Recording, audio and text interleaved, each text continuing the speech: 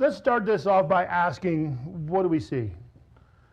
This is a picture that I took on an outing with my kids. This is after their mom and I split. And we hiked up. We actually went over a fence that said Do not cross. said no trespassing, which I paused for about 2.5 minutes to decide whether or not I was going to take my kids beyond a fence that said do not trespassing, because I had at that point spent the last 10 years being a police officer, and I was struggling with whether or not I should follow the law. But I had heard that there was just really cool graffiti art up at this smelter, an old abandoned smelter. And so finally I'm like, screw it, we're not going to get caught. So kids and I hiked up the hill, and sure enough, there was acres of some of the most epic graffiti art I've ever seen. Actually, later down the road, it was your wife actually that introduced me to one of her friends in school, and then we started talking and hadn't ever met before. So I need to get the story clear. Which wife? Your second wife. Okay, all right, thank you. Yes. And so she and I were talking, and I knew that she was an artist, and I'm like, okay, so I don't want to seem really, really creepy, but there's this abandoned smelter that has the most epic graffiti art for our first date, right? And I'm like, I'm not trying to kill you or take you off in the middle of nowhere. It's just that's the reason for it. So she and I actually went and hiked up to that, and then afterwards. But I don't know, it just resonated with me. So I took a ton of pictures, and this is one of my favorites, I think. Tell us why. Why is this your favorite? I mean, you've got eyeballs, you got a nose, you got lips. So, okay, so the expression is not necessarily one emotion. The expression that I found, the emotion changes.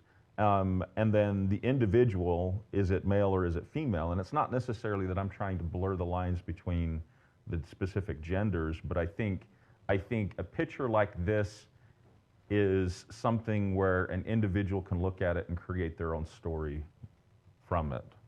So it will resonate for you differently than it resonates for me. So in other words, there's no preconceived expectations on the creation of it. It's like a blank slate. You get to make it whatever you want. So what did you make it? This picture gives me hope, because I see in it, there was a point in time in which I saw in it mostly sad emotion. Today, as I look at it, I see mostly happy, joyous emotion. And so it's not, I mean, this is not elation, this is not life is wonderful all the time, but there's hope. Excellent. So tell us about your childhood a little bit. So I was number 4 of 8 kids, which means Tim was 2 tiers above me.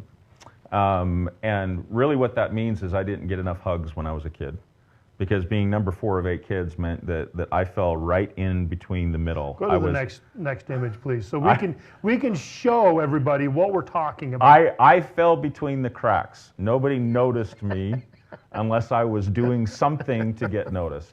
Yes. And so this is me about to make a grilled cheese, and I remember thinking, of course, I've got a large knife and a large block of cheese, because 8 kids, my mom always bought in bulk.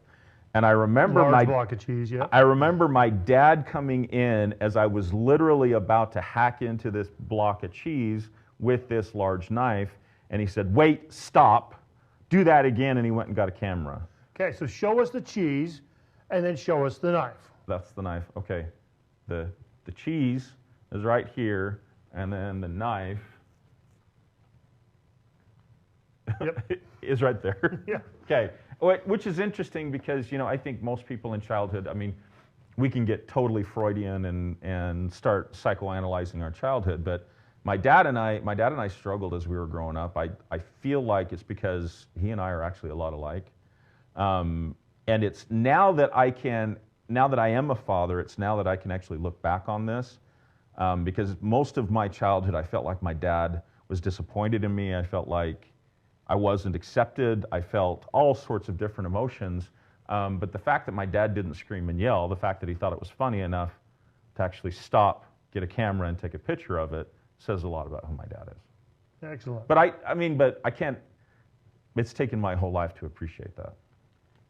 So from this point on, where did you go? I mean, you were 9 here, but what did you do in your careers / life? Because I mean, I have memories of you growing up that you don't remember. Well, I'm sure you do. Because the ones that I remember are, okay, so Tim and I shared a room our whole entire lives, and he's still angry with me because we were working out in the garden and I almost chopped his finger off with a shovel. It scars right there. But whether or not that was as bad as what it was, I do remember that there was a point, my older sister and his younger sister, Betsy, threw a fork at you and it bounced off of your head. Yeah, 4 prong holes. Yeah, 1, 2, caused 3, you to 4. It healed. But so no scars. I feel like childhood was like an African veld.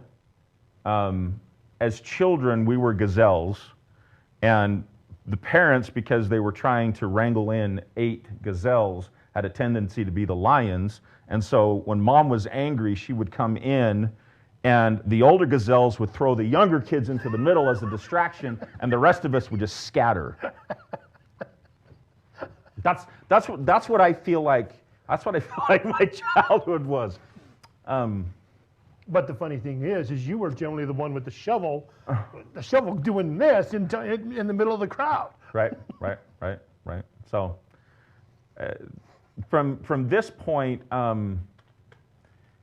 another memory that I have, and actually what inspired me to go into public service, my dad was a fireman. He was a fireman for 27 years, and when I was, I started kindergarten when I was 4. And it was shortly thereafter, so I don't know if I was 4 or 5, but I was pretty young. My kindergarten class took a field trip to the local fire department, and my dad was the one who was giving the tour. And Orem City Police, or Orem City Fire Department for 27 years. 27 years. So ultimately, what it was is there was not a prouder 5-year-old on the face of the planet. Because your dad was cool, because he drove that's my dad. And he's a fireman, and everybody there was enamored just like me, but that was my dad. But he drove the big truck. He did drive the big truck. So from that point forward, I wanted to be a fireman. And it was solidified when I recognized that my dad got paid to sleep and to watch TV. I felt like that was pretty cool. So my whole entire growing up, I wanted to be a fireman, and that was the goal. And I remember having a conversation with my dad, who said, you know, son, fire jobs are actually a little hard to come by. Next slide, please. So why don't you start off as a police officer? And there's many cities that co-train firemen and police officers. You can start as a cop, and then you can cross-train and go back the other direction. I'm like, okay, sounds reasonable. So started taking criminal justice classes, went through the academy, got hired on with Orem City Police, and by that point, never looked back. In fact, there has been several times in which my father has accused me of crossing over to the dark side, at which time I remind him that the reason why God created cops is so that firemen could have heroes. So you're the one in the back seat, right? No, I'm the guy. Which way is that? This way. That one. Here, let me poke you in the belly. Boop, yep, I'm that guy. So this is actually in Linden City. The driver of this red car was high on methamphetamine and caused an accident. He basically misjudged the timing of the traffic and the light because of the speed of his brain and ran into a white minivan full of kids. So this is actually a good image and reflection of my 10 years as a law enforcement officer. I specialized in drugs impairment, DUI, driving under the influence, meaning anything drug related was my specialty. It's not just alcohol, it's anything. Anything. So whether they were prescription or non-prescription. So as a drug recognition expert, which was an advanced training in drug physiology, basically how do drugs interact with the brain and how can you recognize the impairment that are coming from it? The definition of a drug is any anything which, when taken into the body, can impair the ability of a person to operate a motor vehicle safely.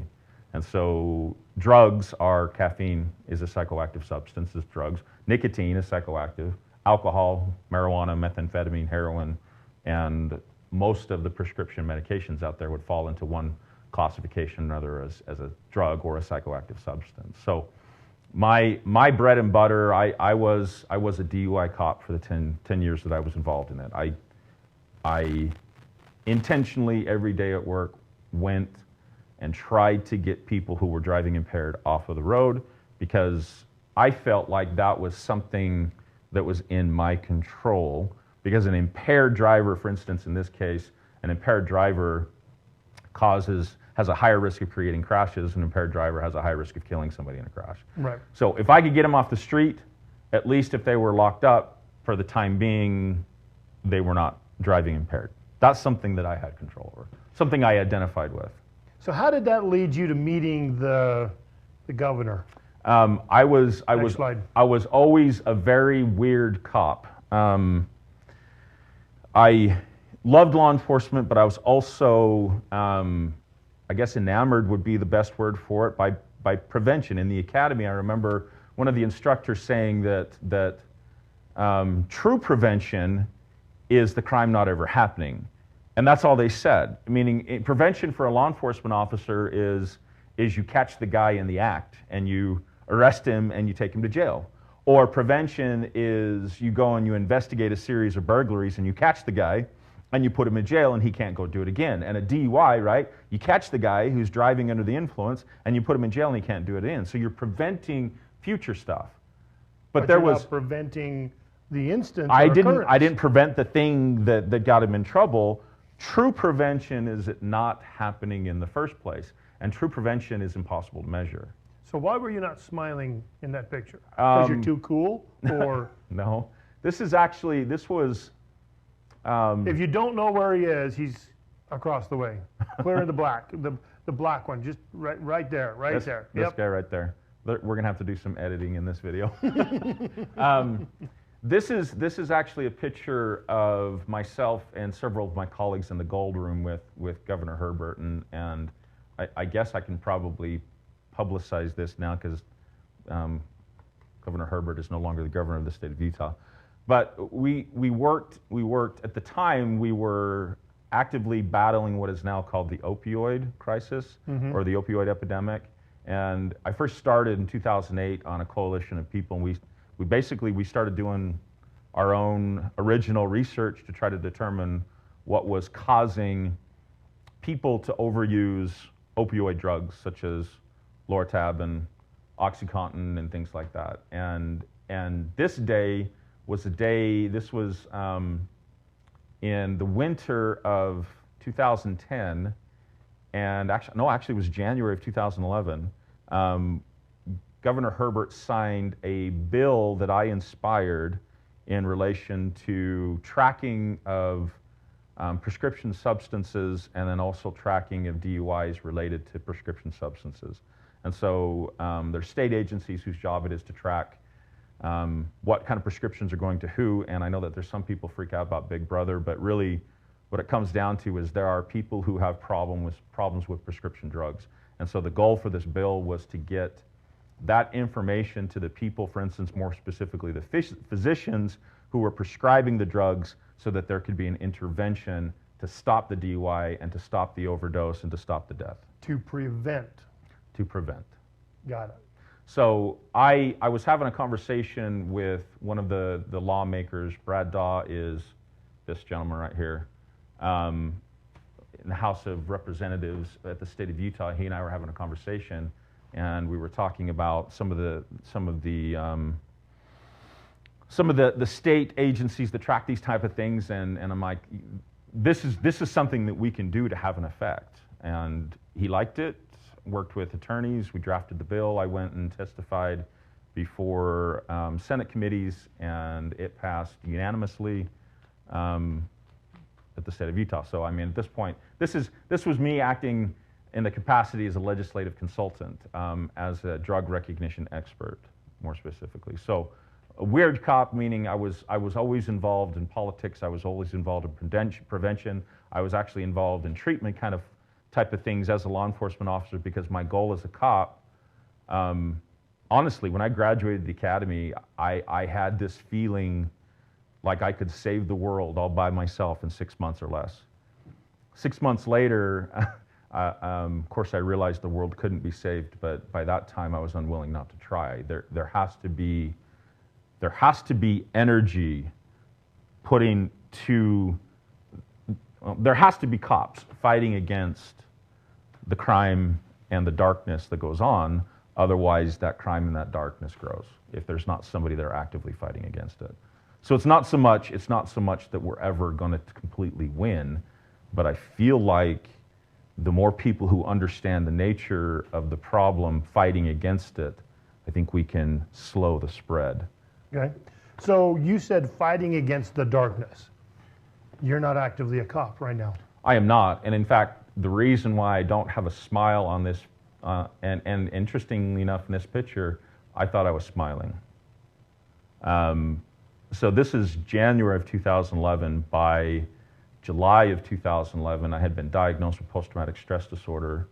I had left my career of law enforcement for good, and I had lost everything that meant anything to me. What do you mean? Anything that meant anything to you? Get specific. I can't ever talk about this. In 2 weeks, I lost my family. I lost my career. I lost everything because of something I had no clue I even had. The darkness in the world of law enforcement, there are people who do horrible things. And I spent 10 years working with people who did horrible things to other people. We could go into tremendous detail about the images that have been burned into my mind and will be there for the rest of my life, but it's not my intention to inflict trauma on other people like what I went through. I started sensing, or looking back on it, I can identify trauma beginning as early as the academy, and it was present 6 months into my career. 10 years later, I left law enforcement having no clue what was causing the behavior that ended in the loss of everything that I loved. No clue what it was. And when I was diagnosed with PTSD, I was originally elated. I was originally grateful because at least it had a name. But that quickly left. Because nobody could answer why I got PTSD. What was different between me and all of those other cops that seemed to be doing so well? And for the first 6 months after being diagnosed and left, and I 100% full-blown, I mean, I admit, I was stuck in a pity party. Why me, why me, why me, why me? And then really one day I honestly woke up and my mindset shifted, and the question of why, no really, why did I get PTSD? And I started asking questions and nobody could answer them. I went to PhD level therapists and asked them questions and nobody could answer it. That didn't sit well with me because the conversation that they had, go to the next slide if you don't mind, Brent. The conversation that they had was simply, you're broken, you'll be broken, pay us $150 an hour twice a week, take the medicine we tell you, and we'll get you a resemblance So what you're of happiness. saying is they didn't have a prevention mindset. No, nobody has a prevention mindset. As far as like emotional things, like for instance, post-traumatic stress disorder, they just deal with the aftermath of who gets it. The symptoms. And in law enforcement, the problem with law enforcement is the recognition of the trauma symptoms is not there. Some of the research that I've performed, not meaning research, meaning I'm reading the studies that have been done on trauma. There are some group of scientists that estimate that the percentage of police officers who are full-blown diagnosable as post-traumatic stress disorder is anywhere around 30% currently. And when you say PTSD, there's trauma, which isn't PTSD. Trauma is an emotional reaction to an event that I'm struggling to understand. Police officers who are suffering trauma are probably 80 to 90%. As it progresses... I thought this was exclusive to military. No, it's actually not exclusive to military. It's not exclusive to law enforcement. Trauma, emotional trauma, is a human problem. So you're saying anyone, police department, is susceptible fire to trauma. department, anything, anyone can get this. Trauma, and one of the problems with society is we struggle to define problems. So if you ask a psychologist, a doctor, you ask anybody what trauma is, and they're going to argue over the definition. Just like you ask a doctor, a psychologist, anybody, they're going to argue over the definition of addiction. Trauma is simple. My brain is hardwired to make sense of my environment. My brain is hardwired to learn from my environment. And so based on my past, I generate a core belief, meaning I was number 4 of 8 kids. Nobody noticed me. Why am I gregarious? Why am I over the top? Because nobody noticed me. Period. This core belief of I have to be over the top, I've got to joke, I've got to make fun, I've got to be loud, I've got to be present, right? So that people can notice me. Because human beings need other human beings. Human connection is something that we all need. And when you're the kid that nobody knows even exists amongst a sea of 1,000 faces of other kids, you are that one, believing that nobody even knows that you exist. The emotional aftermath is what we call depression. It's what we call anxiety. It's what we call any number of other emotional responses, meaning my interaction with my environment is what creates the emotions that I feel. And so trauma, when I experience an event that I struggle to understand, more specifically, I develop a set of beliefs, a belief system based on my past. When something challenges that belief, it's traumatic. Okay, so let's take you back to the PTSD diagnosis. Why is what you just shared with us important? Because post-traumatic stress disorder was caused because I struggled to wrap my head around the darkness and the tragedy and the bad things that other people do to other people. I went into law enforcement believing that humans were good. Law enforcement challenged that belief to the point where criminals are bad. And I understand that there's probably numerous people who have that mindset and that point of view, but I struggle to adopt that mindset now because as a law enforcement officer, I've had the opportunity to look into the eyes of innocence, meaning you take a brand new baby and convince me that baby's evil or that baby's bad. Oh, they're evil. Evil to the cute level of the coreness of, Try to convince me that an infant, a brand new child, is anything other than innocent. They are manipulative to the core. All they have to do is look at you and you are just putty. As a human species, we are born innocent and we learn to be either good Next slide, please.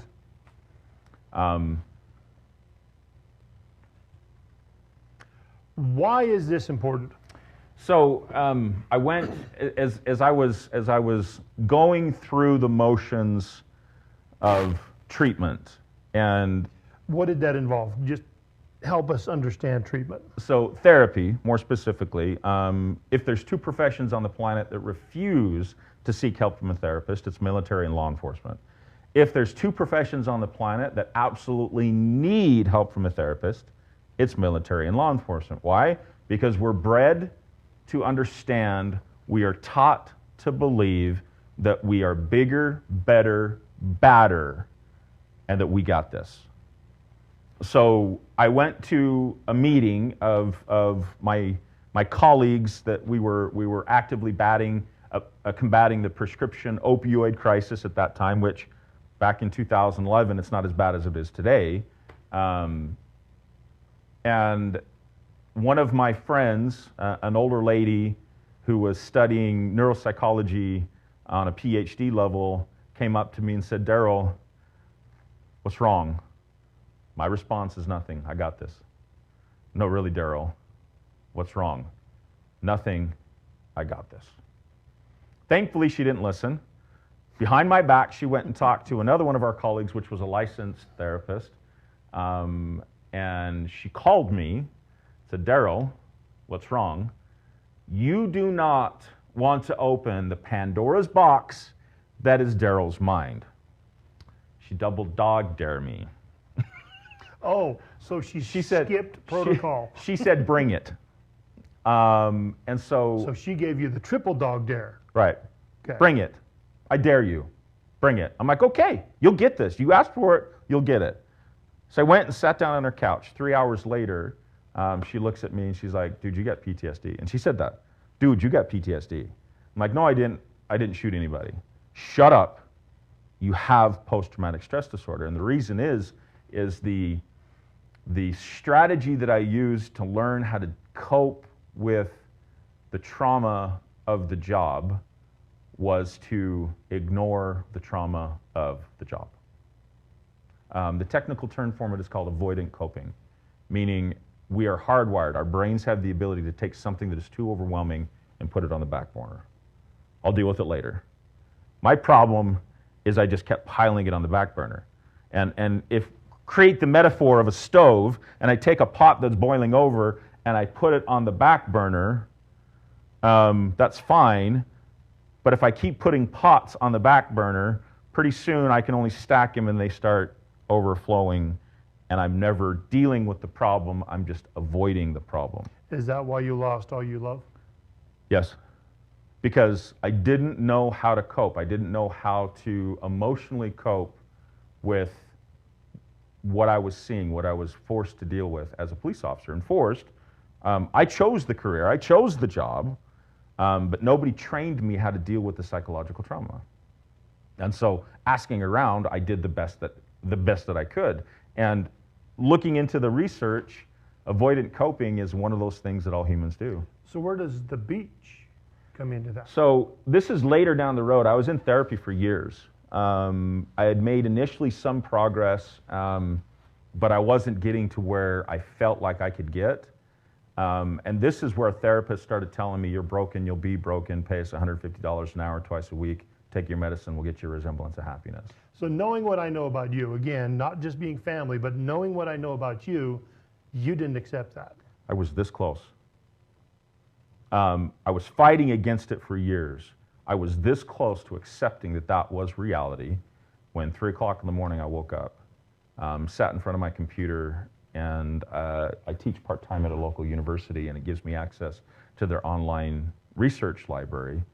And in a matter of 45 minutes, I had laid out in front of me 4 key pieces of research that explained perfectly how I developed post-traumatic stress disorder. The why. The why. I then went to a therapist who was doing EMDR, which is a classic therapy for trauma and PTSD. And it works. It's great stuff. But I'm not sure people understand why it works. And in an effort to try to explain it, EMDR is meant to tap into the way that our brains naturally work. And so as humans, we associate one thing to another thing. Like, for instance, Coca-Cola is sweet, or Doritos are salty. We associate, based on past experience, we associate one thing to another. And so she stopped me and she says, "Okay, we're going to do this EMDR. What I need you to do is visualize your happy place. This is my happy place. This is a beach in Hawaii. Sun was going down. And as I'm standing there looking at the beauty of this, a blue whale, full-blown, breaches out of the water, over the setting sun, and back down into the water. And I turned to where my wife was behind me and literally screamed, "Did you see that?" And she literally screamed back, "Yes, I did." One of the most epic things I've ever seen in my whole entire life, and my wife was there to see it and appreciate it, my second wife. This is and was my happy place. So for a week, I would practice a right and left motion, and I would visualize my happy place. And so when we went into therapy and we started talking about things that always made me trigger, and these emotions would be overwhelming to the point where I would literally shut down, fetal position in the corner, I mean, completely ugly, no control over emotion whatsoever. It just came as a tsunami, and it knocked me off of my feet. I started triggering, she stopped, she did this, and because I had practiced a right and left emotion while visualizing that, my brain automatically went back to my happy place, and the emotion went from this down to 0. I walked out of her office feeling better than I had ever felt in my whole entire life, saying over and over and over again, it's safe to feel. Because for at least the last 15 years, it wasn't safe to feel. Because the emotions that were attached to the traumatic incidents that I was required to investigate, murder, rape, you name it, the trauma that was attached to it, I didn't know what to do with those adverse emotions. I had no clue how to deal with it. So where does that bring us now, today? I went from being in a position Next slide. where the emotion was so overwhelming, I could not see an end to the pain. And so I made the choice to die. I didn't want to die, but I couldn't see an end to the emotional pain. And so I was walking up the stairs to get my pistol to blow my head off. And my ex-wife's uncle called. Said, I felt like I needed to talk to you. Which time I said, you're damn right. And he saved my life. I went from that position of having 0 control over crisis, intense emotions through a process, and EMDR helped. But what's interesting about that is a week later, as I'm driving down the street and something triggers me and the emotion starts to well and it starts to flood and I feel it. And for 15 years prior to that, the emotion, if I didn't shut it down, the emotion just came and became overwhelming. All of a sudden, it hit me. The metaphor is like a ton of bricks. I didn't trigger a week ago with my therapist. I don't have to trigger now. And it went away. And I called up my therapist and said, I don't need you anymore. and she said, you're leaving treatment against my wishes. Meaning, you need to know that I think you need to be in treatment. You're leaving, you don't need to leave. I'm like, no, really, I got this. And I'm not promoting going against what your therapist says, but I knew I had control. For the first time in 15 years, I had control over the intensity of emotion. Because of a couple different things. And my wife is one of them. And that's Stephanie too. Right. I've got an ex-wife and I've got a current wife, and they both have the same first name. And there's a story behind how I've called my current wife the wrong name 3 times. But perhaps we're not going to get into that at this point. And the funny thing is how do you do that if they got the same name? Right? Okay, fine. My wife doesn't have, I can't do this. My wife doesn't have a middle name, and so her maiden name is her middle name. My ex-wife has a middle name, and so I've called my current wife That's how you do it. Ex-wife's first name and middle name 3 times. And I argue that I've known my ex-wife no longer than I've known my current wife, but she doesn't take that as an excuse. She's like, that's not a viable reason. And I appreciate it because she's actually been really good about it. The story of this, the long and the short of this is my wife gave me what I needed I was able to find what I needed. And when I found what I needed, the problems that I had been dealing with for actually almost my entire life, because there's things as a childhood that well up, there's things in law enforcement. As it turns out, I'm actually high risk for PTSD because of the way that my personality ended up.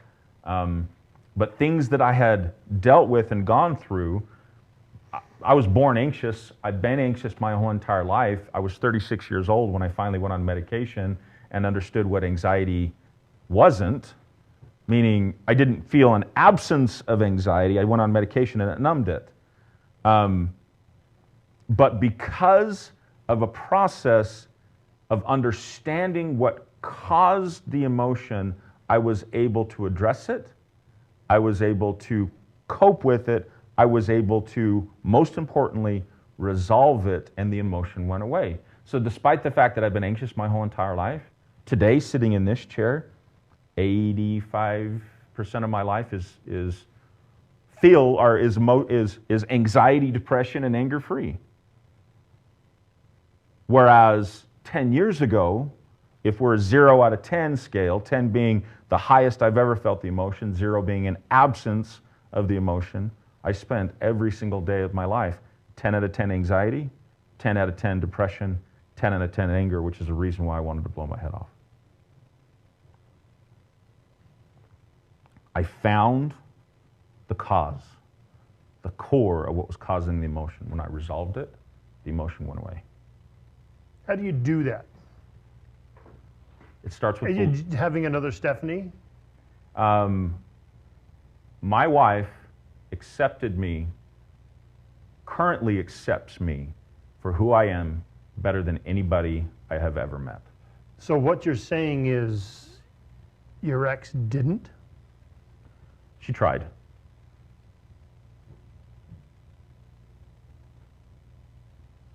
But didn't succeed. But we didn't succeed. There were things that both of us didn't do or should have done. Meaning, had I known then what I know now, perhaps things could have been different, but it takes two people to make anything work when there's two people involved. So it's not just me, it's us. And so one of the first things that my wife did is she didn't judge me for who I was 10 years ago. She saw me for who I could be and who I was. I have 3 children. My 2 youngest kids have never known me PTSD free. Yeah. Which mean the effects of post-traumatic stress disorder, they're real. I did things I'm not proud of. I did things that created problems. I take the lion's share of the blame as to the reason why my ex-wife and I are no longer married. But the old cliche saying, it takes 2 to tango, there's 2 sides to every story. There's my accountability, there's her accountability. The only thing I have control over is me. And so part of the process is 10 years ago, I made a hard commitment to dig deep into why, so that I could understand why this happened, so that I could address it. And when I believed, when the evidence was in front of me, the empirical evidence was in front of me that showed me the path that I followed that led to post-traumatic stress disorder, it gave me not just hope, I believed I could do something different. And when I experienced in treatment a triggering event that I knew that was going to put me 10 out of 10, stop midway and go backwards and go down to a 0 or an absence, and then a week later being able to do that on my own, armed with that information, I believed something different could happen. And the outcome has been remarkably, well, in contrast, the exact opposite of where I was 10 years ago. So in today's, we're going to call it society/economy. I'm going to just put a little context here. We, as a society, are being told, you can do this too, you can do this too, you can do this too. And when it comes to practical application, people go, it didn't work for me. That didn't work for me. There's two sides to it. You can do this or you can't do this. You can do this or you can't do this. And in trauma, two words, subjective, objective. Subjective is my experience. Objective is our experience. My 10 out of 10 anxiety is important because it's my 10 out of 10. It may be different. In fact, I promise you it's different than your 10 out of 10. But that doesn't matter. My 10 out of 10 is crisis. My 10 out of 10 is the worst that it's ever been for me. Too many people spend too much time trying to convince me that my 10 out of 10 is not that big of a deal. Or you can do this. But it's you. But what I'm trying to communicate to you is that this is so hard, I'm struggling not to put a bullet in my head. My 10 out of 10. What's your 10 out of 10? It's 100% up to you. Your trauma is not my trauma. What's traumatic for me is traumatic for me. And what's traumatic for you is traumatic for you. And for years, the scientists have been trying to categorize, you experience a house fire, you're going to have PTSD. You experience a car crash, you're going to have PTSD. No. Absolutely not. Because post-traumatic stress disorder is based on challenges of core belief. Your perception. My perception, my reality. And so, as it turns out, I am the only person who is the expert on me. Yeah, and let's get into that and try and dive into that, because I know exactly where you're going. I know exactly where you're going. We developed this program that we're talking about together. Yes. Okay? But it's not necessarily the purpose of what we're talking about. It is trying to help other individuals who have been stuck in this process of, I know, but I can't seem to make what you just told me work. It doesn't work for me. I have an experience. I have an understanding. I don't have an understanding. One of the first things when I was diagnosed with PTSD, I went to therapy because I didn't know how to feel. And I continued therapy because it was beneficial to have somebody help me understand how I should be feeling about something, right? My perspective, who I am, my understanding, the only person on this planet who knows me is me. But as a society, we refuse to allow people to become experts on themselves. Whoa. So you're saying for this to partially work, you're not listening to somebody else as an expert on you? No. I'm listening to me as an expert on me. And the only thing I need is some guidance to help me make sense of what's going on inside of my head. The guidance, meaning I went to a therapist that helped me understand if I need to be angry in this circumstance or if I should be anxious in this circumstance. And from that grew an emotional intelligence to where I don't boast, I don't claim that I don't feel anxiety. But when I feel anxiety, I know it's for a reason, and I now spend time trying to understand the reason so that I can resolve it, so that the anxiety can go away. It's the same thing with depression. So you're trying to tell me at the core that if you understand why you act or behave or think or feel a certain way, this is one of the first things you can do to changing that, becoming better? I have to develop the strength to look inward to understand what's going on and why it's going, so I can understand why it's going on. There's a formula, what, why, and how. If you want to do anything, it doesn't matter what it is. I have to have a desire to get it done. I have to have a reason to do it. And I have to have a belief I can get it done. If I'm missing any one of those things, it doesn't matter what it is, it's not going to get done. I had a desire to understand why I was susceptible, why I developed post-traumatic stress disorder. Why you were broken. Why was I broken? When the people who should have known could not tell me why, I had enough tenacity to pour into the technical, empirical research to find the answer. And when I found the answer, I fixed me.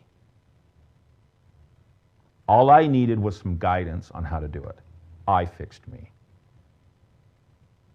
So you're saying that this will work for everybody, and I know everybody's heard that. Yeah. I know everybody's heard that.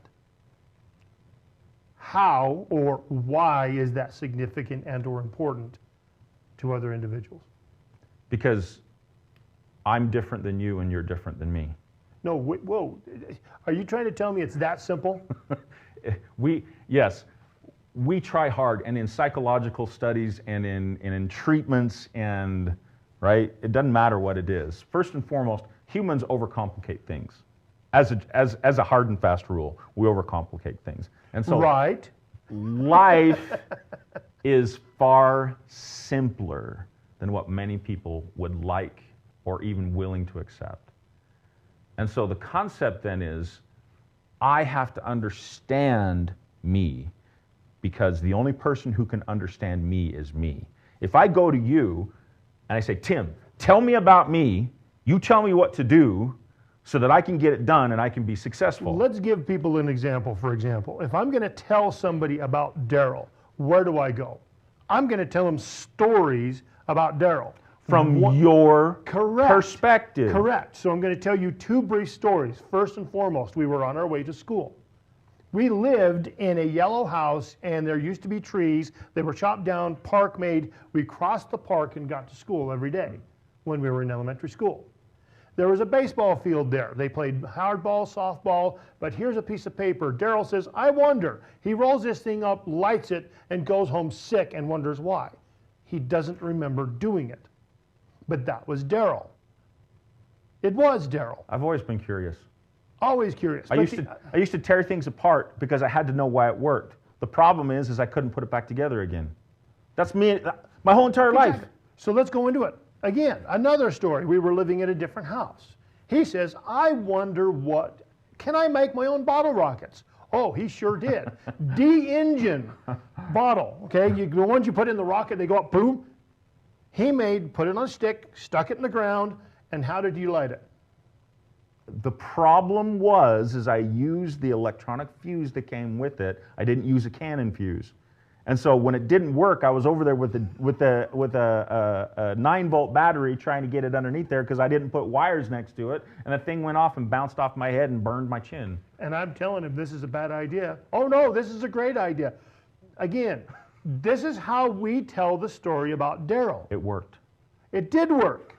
It did. It went off, but he went away burned. It worked. It's not the point. But that's, again, this is Darrell from my perspective.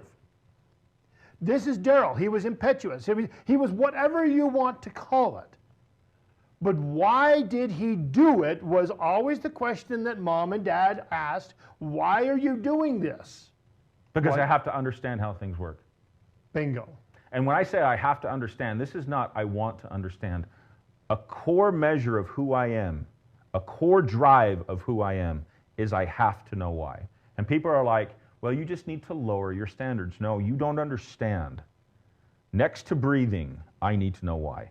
Is this a good thing or a bad thing? Most things in life can be either good or bad. I see life in a state of neutrality. It exists. The thing exists. It's neither positive or negative. It's what I do with it that makes it either positive or negative. Okay, so let's go back, because that's an perfect example point.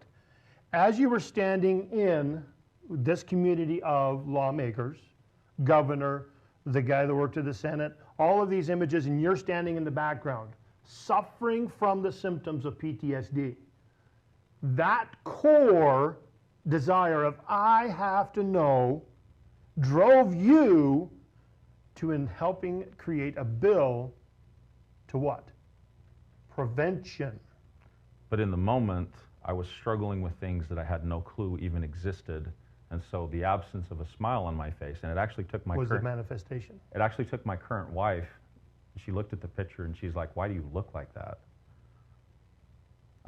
This was literally just a few short months before my entire life, not just crumbled, exploded. The point I'm trying to make and help everybody see is underneath the symptoms,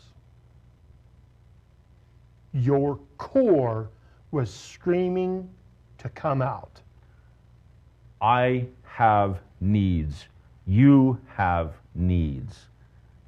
There are similarities between what you and I need, but my needs are as unique to me as a fingerprint. And in this world, we try to put everybody in the same box. And when people try to get out of that box, we shame them back into the box. No, I put you in this, don't you dare ever come out. You have post-traumatic stress disorder, you're broken. You'll be broken for the rest of your life. I am this close to saying that I'm cured of PTSD. And what I've done, many people will say is impossible. And one of the reasons why I almost didn't succeed is because I was being told I couldn't do it. It's not until I dug into it and understood why that I was able to control it. It's the reason why I say the more you know a thing, the better you can control a thing. One of the problems in today's society is that we are ruled and governed by fear. We are terrified to be an individual. We are terrified to be who we are. We are terrified to look inside to find out what I really need. We spend far too much time chasing things that I want. Is it what I really need, or is it who I really am, too? Who I really am. What I need and who I am at my core. These are things that we come into this world with. And regardless of what you believe, either God created us or nature created us, it doesn't matter because the end result is the same. We are born into this world as individuals who are human, but so vastly individual, so vastly unique, that there has never been another person in the history of humans exactly like me. So in other words, statistical models don't work. I am a statistical anomaly. It is impossible to create another Darrell. There's two ways to look at that. Well, crap. I'm so different, nobody can understand me. The way that I look at it, it's empowering to me because the world has never had a Darrell. So what is it I'm supposed to do for the world? Because if the world can't create another me, I've got a job to do that only I can do. Most of my life, I was crippled by fear because I didn't understand what I need. And through this process, and through conversations with Tim and one of our friends, Jeff, the three of us, as we started philosophizing on life. Is that even a word? Yep, it is if you can't say it really the real way. It's just like me, it's more gooder, right? As we were engaged in the philosophy of life, my goal was to describe why I was doing so well in comparison to why I was not doing well. And what came from it was a process, a philosophy of how to become better, how to become my best. I am not trying to be the best. I am trying to be my best. I am not trying to be right. I am trying to do right. So if I wanted to know more about what you're talking about, because I mean, there's a lot here. There's a lot. This is heavy. This is a conversation. We're trying to talk about, in my personal experience alone, we are now on the cusp of 20 years. It's only been the last 3 that I would say that I am emotionally healthy. It's only the last 3 that I would say that I have been in control of emotion. It's only been the last 3 years that I can say that I've never been happier. I have never felt more in control. I have never been better. Only in the last 3 years of 20. But what I'm talking about, you're saying, how do I know more? Well, there's a reason why we're having conversations. There's a reason why this is on YouTube. There's a reason why there's a link to a website. That's how you find more. But the concept is, had I known these things, it wouldn't have taken 20 years. Oh, so you're saying that you could take the pain, the agony, the loss. If you're willing to dig in deep, if you're willing to go to those places that you're terrified of, if you're willing to put in the work, we can overcome crisis emotion in weeks. What do you mean we? We. I thought it was me that had to do the work. You're doing the work. We're providing the gardens. So you're saying it is not just me. Can't do it by yourself. I tried, and I failed miserably. When I tried to do it by myself, it led me down a path of not just suicide ideation, but a choice to die. When I made the choice to allow others to help, when I made the choice to dig in so that I could understand, when I made the choice to do what was hard and even terrifying, that is why I sit in this chair today saying I've never felt better in my whole entire life. And the amazing miracle of this, good, better, best. I'm not done. I am not perfect. I'm nowhere close to where I need to be. But when I compare me to me, not me to you, because the only fair comparison is me to me. I mean, really, you compare me to him, and what do you get? I'm better looking. Look at him. Let's just face it. I'm better looking. My beard grows in better. It's taken me my whole entire life. When I compare me to me, I can look at myself today versus 6 months ago, today versus 6 years ago, today versus 15 years ago. And I can say today, I have never been better, but I'm not where I need to be. So where am I going to be in 6 months? That has everything to do with how much work I'm willing to put into myself. Am I willing to continue the journey? And the answer is yes, because emotion does no longer controls me. The problem with high emotion is it robs the energy to act. The problem with high emotion is it acts not just as a boat anchor, it's literally a mountain on my shoulders. And doing anything becomes so difficult that it feels impossible. So let's get a little bit clarity here. We're not talking you're better overnight. This is a process. No, this is a process. So what's the first/next step? Desire is always the first step. And then what do I do? If I want that, I've already identified that, yes, I want that. I then What do I need need to to do? identify why I want it. Why do I want to get better? Because I have learned for myself that I can be better. That's my why. And so in this grand thing we call life, when I kick out of this planet, I want to go not with a clear conscience, but with an understanding that I am exactly who I need to be because I was willing to put the work into it.